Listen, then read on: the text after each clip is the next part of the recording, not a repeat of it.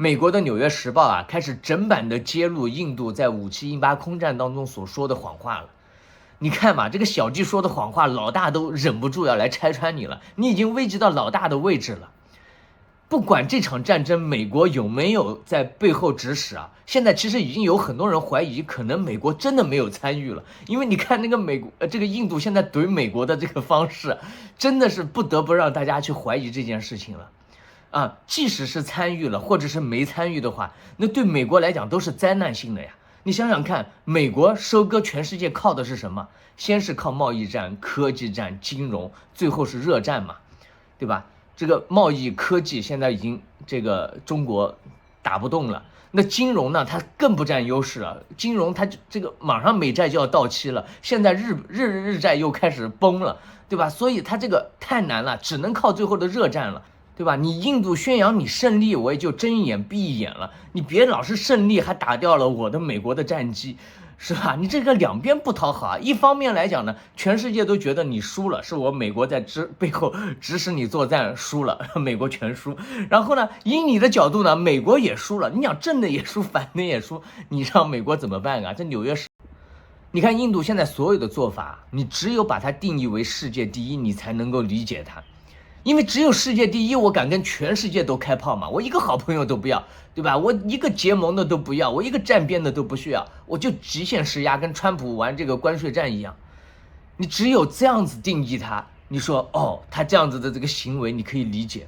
可是如果你不是世界第一的话，你就会看不懂了，你这个脑回路在哪儿呢？而且印度大部分的主持人其实都跟贾康姐是一样的。对吧？为什么印度不行？他们永远问这句话。你们怀疑我们的话，为什么印度不行？为什么不是世界第一？为什么不能超越中国？为什么会被美国人利用？我们就要打败中国，必须，并且我们是以自己的方式、自己的意愿打败的，对吧？跟美国有什么关系啊？而且跟美国开炮，你们这些什么战斗机啊，什么东西也都是垃圾，所以啊，理解不了，真的理解不了。好，点个订阅，我们下次再聊。My first question to you is, what would you call the current world order? How would you describe it? Would you say it's still unipolar, with America in the lead? Would you say it's truly multipolar? How would you see this? I believe that the world today is multipolar.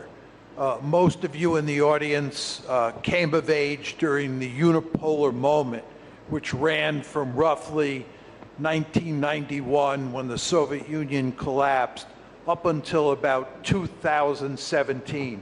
And the United States was, of course, the most powerful state on the planet by far during the unipolar moment. But by 2017, roughly 2017, Vladimir Putin had rescued Russia from the dead, and Russia was back as a great power. And China, because of all of the economic growth that had taken place during the 1990s and the first 17 years of the 21st century, was also a great power. So we're now in a system where there are three great powers: the United States, China, and Russia.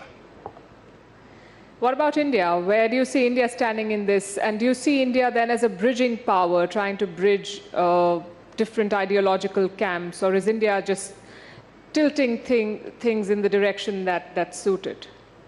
Well, I would say, first of all, India is an aspiring great power.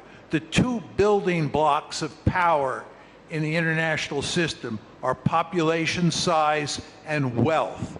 You need a great deal of wealth, and you need a lot of people to qualify as a great power.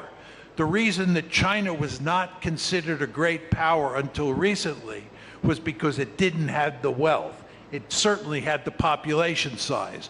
What China now has is population size plus wealth. What India has for sure is population size, and it's growing wealthier and wealthier by the year. But I think, according to most accounts, it has not yet reached the point where it qualifies as a great power.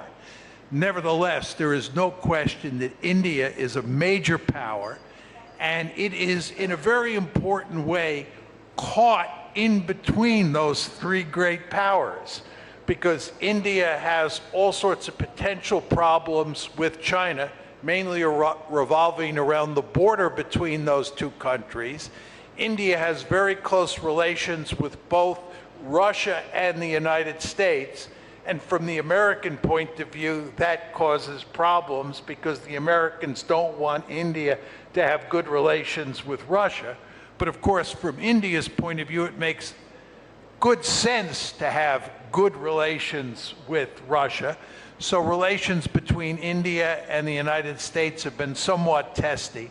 They've been very good in terms of relations with Russia. And the question of China is, I think, a looming problem for India. But nevertheless, the world that India operates in now is very complicated, and India is going to have a complicated task moving forward dealing with this world. Is another way of looking at it this, that India is best poised to make to make the most of this complicated situation because India can talk to and do business with all camps? I think at some point India will have to make some hard choices. I think the most interesting question is what happens between India, China, and the United States. My sense is that China will continue to grow more powerful, that it will build a potent blue water navy, and it will try to project power into the Persian Gulf, and it will therefore move through the Indian Ocean. And this will not make the Indians happy and will push the Americans and the Indians closer together. In the event of a conflict between India and China, do you think Russia will be forced to take a side? I think if there were a conflict between India and China, the Russians would do everything they could to sit on the fence and to not get committed. The Russians have no interest in having bad relations with either China or India. So if there was, and hopefully there will not be, a conflict between India and China, I think the Russians would do everything they could to stay far away.